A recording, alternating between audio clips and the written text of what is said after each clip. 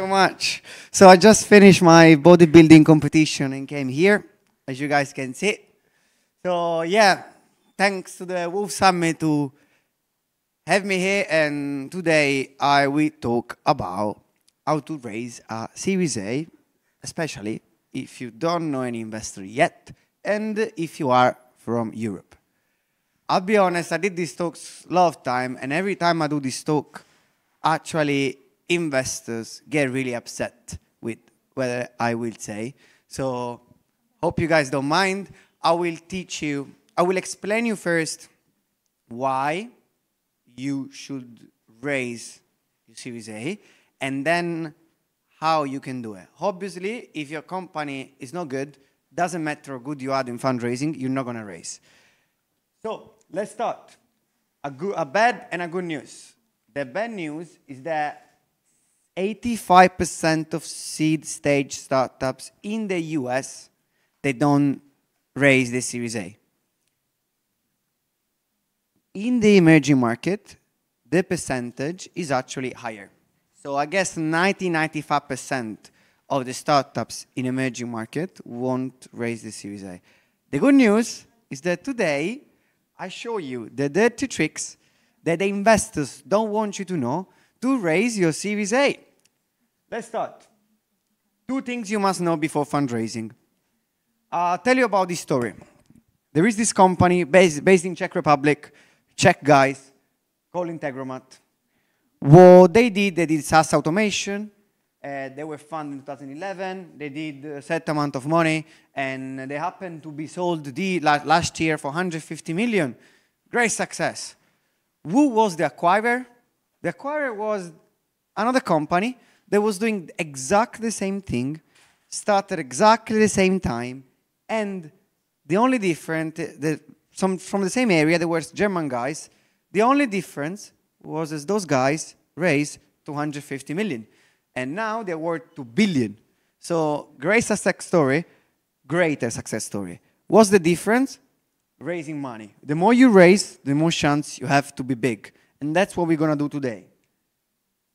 So there is this place that you guys know that is as big as Wroclaw, but is as rich as the UK, France, and Italy. This place is the Silicon Valley. So my question is, if 85% of the fastest growing company are based in Silicon Valley, what kind of water they drink in Silicon Valley to make them so successful? What kind of school they go to make them so successful? The reality is that probably is not due to special condition. It's simply due to the fact that they've got so much more money that it's way easier to build a unicorn there than here. It's way easier to build a unicorn if you are in a market that's got 1 trillion rather than 1 billion of venture capital like Poland. So why I'm saying this? I'm saying this because, as you can see, there's a direct correlation of how much money you raise and how successful you are. So learn how to raise your Series A will be the most important thing you probably will do today, or definitely this week, or definitely this year. So let's start. First process. Okay, so this is basically, okay, there's a problem with the, anyway, it's fine. So you need to have everything prepared. How do you have everything prepared? If you want to raise your seed, you need to have an MVP, a big smile, and good traction. If you want to raise your Series A, you need 25 different points that you need to cover. And if you want to know what these points are, just email me. I'll be happy to give you those points. Second thing, once you got all the data room and the deck and everything prepared, you need to start raising. How do you raise? Start with angels. Why do you start with angels? Because it's easier to get angel on board rather than having VCs. So how do you start with angels? You create meetings with 50 potential angels, okay? How do you do 50 meetings with potential angels? You start from a list of 200 and ask introduction. So ask to your friends to introduce you to those angels. Obviously, you don't have friends that can introduce you to angels. I don't have, you don't have. So how do you do that? So get as many introductions as you can until you get 50 meetings. But if you cannot get 50 introductions, what you do is you need to use some dirty tricks. So let's suppose you're raising from Angel Peter. So what you do is you look at the company Peter has invested. You make friends with one of two of those. So Peter has invested in company X. You contact company X and say, hey, how are you? I'm just wondering if I can help you. And then help this company out. How do you help this company out? You make an introduction to a client. You make an introduction to an investor. You just give them a suggestion. Then, after you give them value, you ask them, can you introduce me to your angel? And that's how you get a meeting. If you can't, then you can cold email. How do you cold email? This is an email example that works, at least works a lot with me. So when I receive these, I get the meeting. So, hi Francesco, it's me, Francesco. It seems that you are interested into US models applied to emerging markets. Obviously, this is specific for me. So it's like, that's what I like. So you need to do research and write what you know your angels will want. And finally, just one line about you. I create company X, very similar to DoorDash, but in Egypt. We did 1 million in the last and first year. And here's the deck. Would you like to chat? Nothing more than that. Easy peasy, and you're probably going to get the meeting. How to find angels? So this is like monkey proven process. You just guys follow this, super clear. First of all, you look for successful expats from your country. So go on LinkedIn. If you're Polish, go on LinkedIn. Look at all the Polish speakers in the States that have been doing a great career, and you probably will find an angel. Or go all the people they are in the States that have been to university in Poland. Then you probably will find some good angels. You use Dealroom, Magnet, Crunchbase, and other databases. You find successful execs working at the same space for you. So let's suppose you're doing a food delivery company. You look for food delivery company in the US and contact the top executive. Why? Because you have to understand the investor, sometimes they say no. Not because they don't like you, but because they don't understand the market. So if you want to raise money, you need to contact people that kind of understand what you do. And there's no one that understands better what you do than your competitors. So contact someone successful in a big competitor in the States, maybe. Another thing is you can contact successful entrepreneurs that exited. So look at the exits and contact who exited in your same space. Speakers list at events. And finally, you can ask friends. If you got, obviously, cool friends. I don't, so I cannot. But the majority of these, I can do it. And then we go to the third step. Now you go with investor. How do you manage to speak with investor? Same thing as before. So create a list of 100 and get 30 meetings. Get introduction when you can. When you cannot get introduction, you make friend with a portfolio startups. If you cannot do this as well, write a personalized email.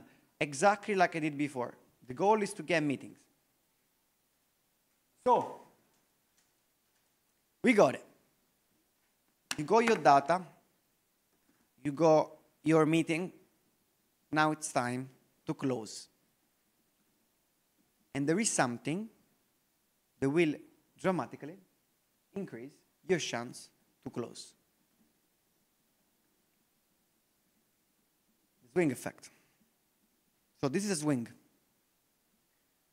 How does the swing work? It's easy. You push back and it goes up. When you push back and back, it goes up and up. When you push back, back, back, it goes up, up, up. So the more you push back, the more Yeah, exactly. Great audience.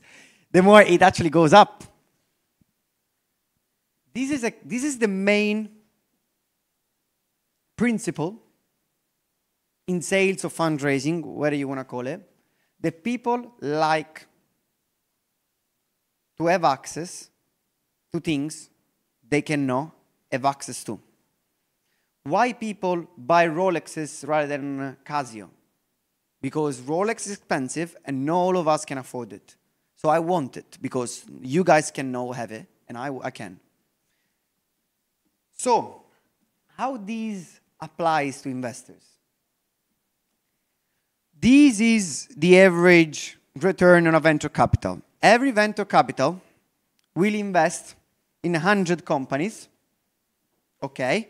And just 6% of these 100 companies, so 6 companies out of 100, will return 60% of the returns. What does it mean? It means that those guys will, from this company, will make more money than all the other companies. It means that one company is more valuable than everyone else combined.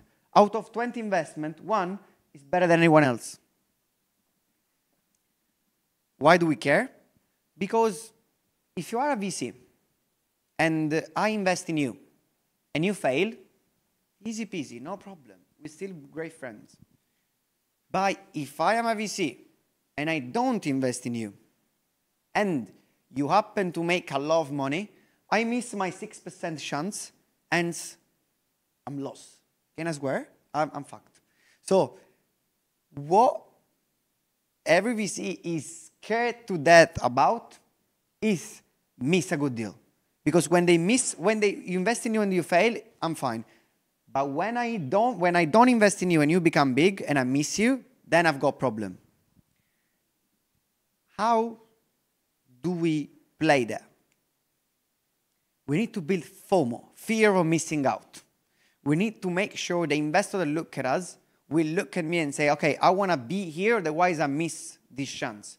I want to be in your round because otherwise someone else will, and I will miss my chance and get into trouble. I don't know if you're going to be successful, but I don't want to miss you because I've got this massive fear of missing on you. But how do I build this FOMO? This is the first method that you can do. So when you're raising your Series A, divide it into tranches. So if you're raising 3 million, divide it into 3 tranches of 1 million each. Go at YC website, Y Combinator, download the safe agreement template, and start raising with a safe. So first million, you raise a 10 million valuation, the second million 11, and the third you raise a 12 million valuation. I'm just giving you an example, okay? You guys don't take this number seriously. In this case, you start building some sort of scarcity. So the investor will look at you and think, wait, if I don't invest now, I'm going to have a pricier deal later. So geez, I need to do it now. And in this way, you push the one they are interested, but would like to wait. And then, here we go. So, I'll be honest. I'm an ugly Italian guy. So I never have... no one actually approached me. No one actually want to talk to me. But being an investor is the closest thing I have experienced similar to being a top model. Everyone wants to talk to me. Everyone wants to ask me how I'm doing. Everyone is begging for my time. It means that I always have people that want my attention. What's happening is, if someone is pitching me but is not needy, so for the first time I meet someone and this someone doesn't want my money, just pitching the idea, then I start thinking, this guy doesn't want my money, there's something going on. What does it mean? It means that if there's something going on, he already has money. What does it mean? I might miss on this guy because I can come too late and be kicked out from his deal. So if you are confident in the way you speak, so if you're needy, if you're not needy, then you start building a FOMO on me. One of the best fundraisers I ever heard about is the Rocket Internet co-founder. He was really famous because he was literally trash talking investors. He was literally saying something like, that's what the legend say. He was saying something like, hey, will you invest in me or will you not? I don't care. Just simply don't waste my time. If you do something like this, you show off, you don't do it. Okay, I don't recommend you do it. But just to tell you that big confidence will actually give you an edge when you talk to investors. How can you seem confident? Never beg your time, never beg for time, sorry, but the goal is to talk very, very, very slow. Here we go. If you talk slow, the attention level goes up. If you talk fast, people don't actually understand what you say, in fact. But if you talk really slow, you get attention and trust. So talk really slow. And remember one thing. So you need to be the guy that they want. How you are the guy they want. Asking question. So asking question of how they are doing. Don't try to sell. Ask them, how are you good? How are you gonna help me? And then, most of all, remind to yourself every day one thing. In the world, there are 20 trillion of capital. 20 trillion. You are just one. If they miss on you, they get trouble. If you miss on them, you have all the 20 trillion to work on. So you are the one that is important. They are not. So don't need to impress them. Remind this to yourself. Don't need to be begging or needy. Just you are the special one. They are commodity. So remember this, and you're going to build this FOMO. What happened, I just give this example every time. So every startups you talk to, when they pitch, they look like a kid talking about their favorite Power Ranger. It's like, I do this and I do that, I do these things, and I can like do an X-ray from my eyes. They don't actually they don't say something smart, just trying to impress you with all the things that they do. So if you talk slowly, really slow, talk the least as possible, and pretend to be the godfather. So the godfather doesn't need to impress you. He just look at you and say how things are. He doesn't want to show off what he does. That's the deal. That's the money. Try to pretend to be like this kind of attitude, and then that's how you build FOMO. So what's going to happen is that an investor will look at you and will see you. Every week, your deal is getting more expensive. Then everyone actually, if you already have a good level of angel investing you, people will start talking about you, and when they talk with you, you seem that you don't need them. That's how you build the fear of missing out. That's how you build the swing effect. The more you push, the more you cannot be in this deal, the more I want it. And that's exactly how you do it. So if there's one thing you need to remember, is this. Then everything else, that I'm Italian and I'm a bodybuilder, is not true, obviously. You can forget. But this one is the things that will change. Probably, if you've seen the first slide, this could actually change the whole company. So now you have your data, your deck, and your meetings. What can go wrong? Everything. So I've seen literally thousands of different mistakes. These are the most common ones that I want you to remember. So don't, again, guys, if you don't do these, you're going to be outperforming 80% of startups. Don't talk fast. Don't talk too much. Question, answer, shut up. That's it. You don't need to impress them. You are one, they are trillions. If they miss you, they got troubles. Don't impress people. Do. So every lawyer, when it goes to court, the first thing he will do a statement when he will state all the weaknesses. So it will be like, the person I'm representing here, I know he's not a good person. I know he was in the wrong moment, the wrong time. So the first thing they do is stating the weaknesses. Why? Because when you state the weaknesses, they are forgotten straight away. So if you start your meeting by saying, I know we're not profitable, I know the CAC is high, I know our LTV could be improved, these are sentences that once you repeat them, they are forgotten. So the investor will never come to you back and say, yeah, I know your CAC is high. Yeah, I know, I told you. Second thing, if someone is asking you, are your clients happy? The reply is not yes. The reply is yes, I'll introduce you one. So use always, every time you can, references. So who are your investor? I'll introduce you one. Who are your partners? I will introduce you one. How's your tech? I will introduce you my CTO. Introduce, more people introduce, the higher the chance they invest in you.